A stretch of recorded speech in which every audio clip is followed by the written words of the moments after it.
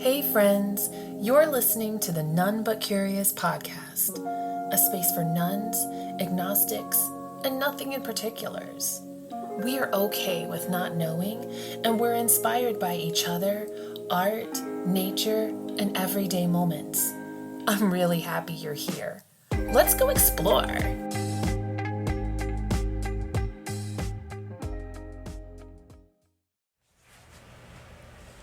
I'm always curious about the songs that people listen to, the music that they're drawn to, movies that people cling to,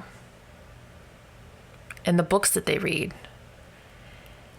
And I think that information gives us a lot of depth to a new person in a short period of time. So I thought it would be a fun exercise to think back about what I've read along the way and pinpoint some of the resources that maybe you've read, maybe you will be inspired to read again, maybe you've never read. I think it helps reinforce for me the whole reason I'm doing this, but I also think it will give you a little better insight as to who I am as a person. At least I hope so. So, as far back as I can remember, the first book I really remember hitting me hard spiritually was Siddhartha by Hermann Hesse. I'm pretty sure that was required reading when I was in high school. I don't think that would have been anything I would have picked up on my own. Although I do like random titles. That's another thing. I will pick a book by its cover or its title just to see if falling in love with something superficially actually means something. But those are fun little games that I play. Nevertheless, the whole book was comforting to me. I think I would have read it when I was 16 or 17, and I was in a very weird place. I wanted nothing to do with where I was. Physically, mentally, emotionally, even spiritually. I wanted to be anywhere but here. And in that book, the chapter I really remember is the chapter with the ferryman. And I think when I reflect upon where I was as a teenager, I think the reason that I loved that so much is because the ferryman was always by the river. It was his job to take people from point A to point B. He didn't go any further, and he didn't leave the river. And somehow that was enough. And it helped me appreciate for being where I was at the time, even though it was not great. It wasn't. And then from there on, I read The Joy of Living and Dying in Peace by the Dalai Lama. A heavy read. Opened my mind up to Buddhism and the Buddhist way of thinking. Talked a lot about suffering, and I was in the midst of a lot of suffering. So that was a really good book to read. From what I recall, it was enlightening, but it was also very somber. I mean, it's talking about living and dying. So you can imagine, but still overall a good read. Here is one of the quotes that when I skimmed through it recently, when I borrowed it from the library, that stood out. The process for moving from misconception to knowledge is gradual. For instance, we might start out in a state of total misconception, single-mindedly holding a view contrary to reality. As we proceed with our investigation, coming to understand the reasons that challenge our viewpoint, our mind changes from a state of total misconception to a wavering state of doubt. And we begin to think it could be this way or that way. Further investigation leads us from that wavering state of mind to see that our previous conviction was wrong. And that quote right there just, to me, describes the journey of self-awareness and gaining wisdom. It's ugly, it's dirty, it's messy. So we've got the two Buddhist books, and from then on, I was exposed to Wicca, A Guide for the Solitary Practitioner by Scott Cunningham. That was my first real glimpse of paganism. I didn't have money for all of the things that I wanted to do. So the only real reason I didn't commit to Wicca at the time, I know it was because I just didn't have the money.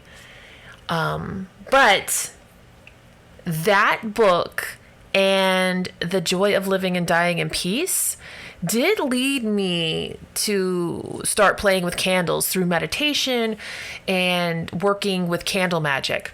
I do recall that, and I am very grateful. The next book I think I was gifted in my early 20s is called Wherever You Go, There You Are by Jon Kabat-Zinn. And when I recently reread that book, the quote that stuck out to me was this: look at other people and ask yourself if you are really seeing them or just your thoughts about them. Without knowing it, we are coloring everything, putting our spin on it all.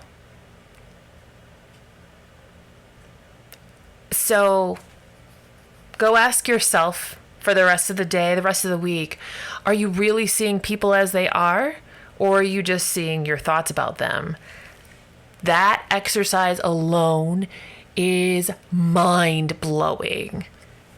Just know that if you really commit to that, woo, stuff is gonna move. In my early 20s, I was also gifted The Four Agreements by Don Miguel Ruiz. A very poetic book. I was very grateful to have it at the time. I do recall waiting at least 2 years to read it after I was gifted it. I wasn't ready for it. I really wasn't. I was a very angry, the world is against me, young adult. So I think it was my mid-20s, not my mid, 22, 23, I think that's when I read this. And The Four Agreements, very quickly and not as beautifully put as Ruiz will describe, is to speak with integrity. The second one is nothing people do is because of you. Woo, that was a big one. Number 3, don't make assumptions. I'm still working on that. And 4, do your best, whatever your best may be. A mantra I have, especially when it comes to parenting or reflecting back on decisions that I've made that I may not have made knowing what I know now, is I did the best with what I had. With all the information I had, I did the best I could. Be Here Now by Ram Dass. That was another book that was gifted to me. It was a very interesting circumstance that I received it. I was advised by this very new friend of mine at the time that she had been gifted this book, and the only obligation I had in taking the gift was that when I was done, I would pass it along to somebody who I thought would be able to use the wisdom within. What a weird book. If you've never read it, I really think you should consider it. It's not a slow read, and there's illustrations, and it's kind of trippy. I don't know how else to put it, but the place that I was in, I needed something to be that trippy to bring me back to my center. And I think it took me to cross state line and years later to gift it to someone else. But wow, what an incredible book. So you probably should pick that one up if you haven't. It's interesting, and I don't know how else to describe it. I just remember the simplicity of it hitting me hard. Ted Andrews, all the animal totems. I have Ted Andrews. I think I have 3 or 4 of Ted Andrews' books, and you would think I have read them all through. Nope. You would think that I would remember the information that is contained within them about plant and animal totems. Nope. But they are fantastic resources to keep going back to and having little, oh yeah, moments. So highly recommend. In my 20s, I went to school for nutrition education, and these next 2 books I read because they were required reading, and they stuck with me.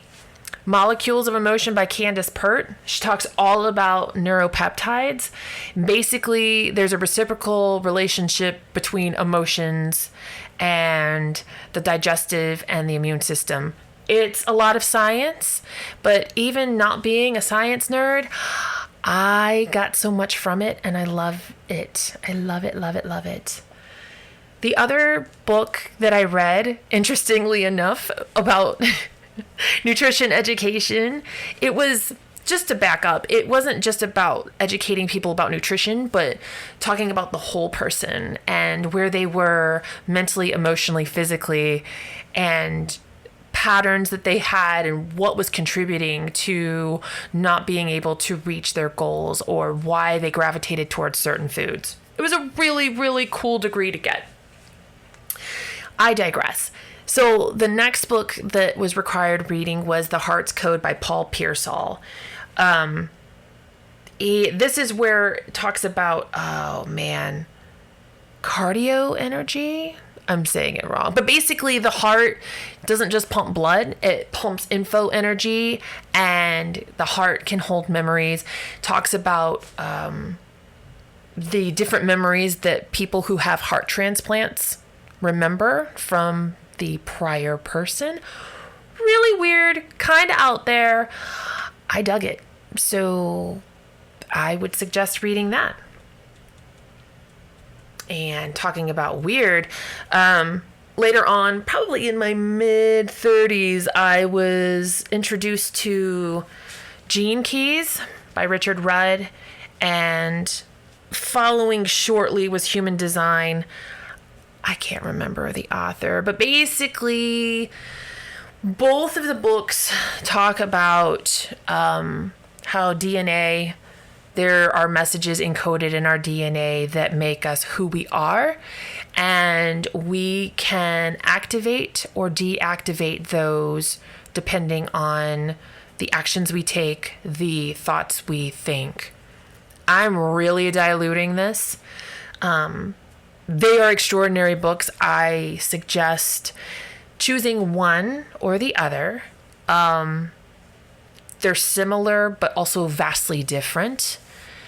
And if you ever talk about Gene Keys or Human Design with people who are familiar, it's kind of like the Twilight movie years ago. What, like, are you Team Jacob? Are you Team Edward? People just really resonate with one or the other, it seems. I remember a few years ago, I came across the book The Wisdom of Insecurity by Alan Watts. And I'm going to share a quote with you that has stuck with me.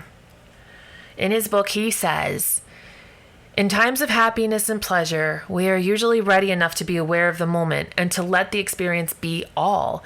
In such moments, we forget ourselves, and the mind makes no attempt to divide itself from itself, to be separate from experience.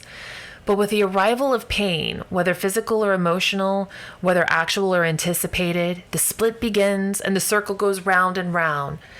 As soon as it becomes clear that I cannot possibly escape from the reality of the present, since I is nothing other than what I know now, this inner turmoil must stop." That is a beautifully presented piece on being present. I can say no more about it. Pick it up. Just pick it up. If there are books that you're really passionate about that have changed your life, and I mean like stopped you in your tracks and made you take a turn for the better, please share it with me. I love learning. I love reading. And, winter's coming. What better time to read? Hey, thanks for listening. Let's keep this conversation going.